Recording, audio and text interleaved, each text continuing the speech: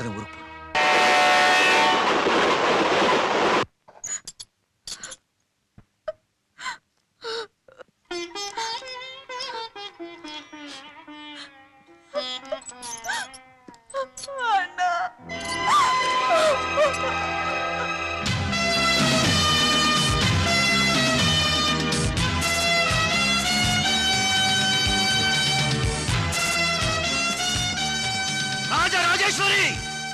யாரது? ஆனானப்பட்ட மந்திரி, collector, MP, MLA இவங்கெல்லாமே என்ன பார்க்கணும்னா முன்கூட்டியே அப்பாயின்ட்மெண்ட் வாங்கிட்டு வந்து மேடம்னு மரியாதையா கூப்பிடுவாங்க.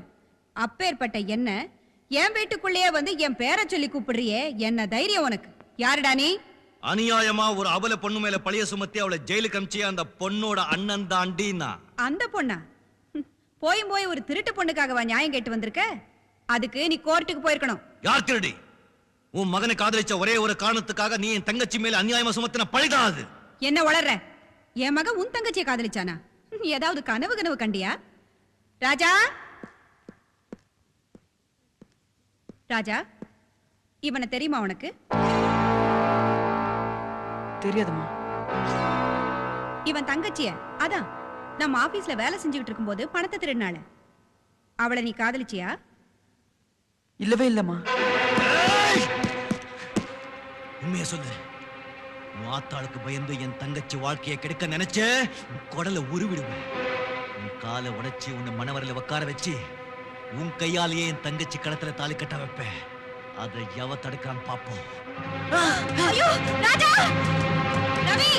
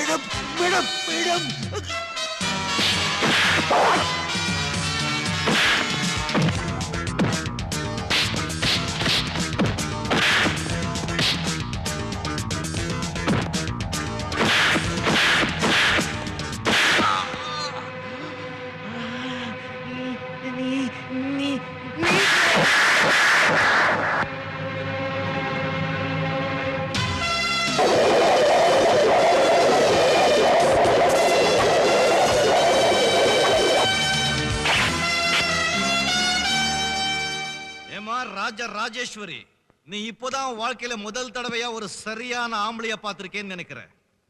உன் காலு கிட்ட வீசின கத்திய உன் கழுத்துக்கு வீசுறதுக்கு எனக்கு ரொம்ப நேரம் இருக்காது. ஆனா ஒரு பொட்டச்சி ஆச்சேன்னு பாக்குறேன்.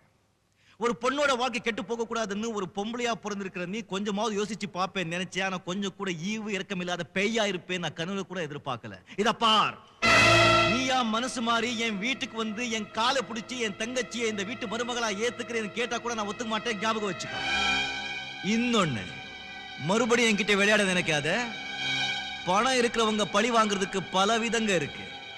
ஆனா பழி வாங்குறதுக்கு ஒரே விதம் தான். அண்ணன் உங்களுக்கு சேர்த்து சொல்றேன், சீவிடுவோம். ஜாகிரதை. இன்னும் பல வீடியோக்களை காண சன் லைஃப் சேனலை சப்ஸ்கிரைப் பண்ணுங்க.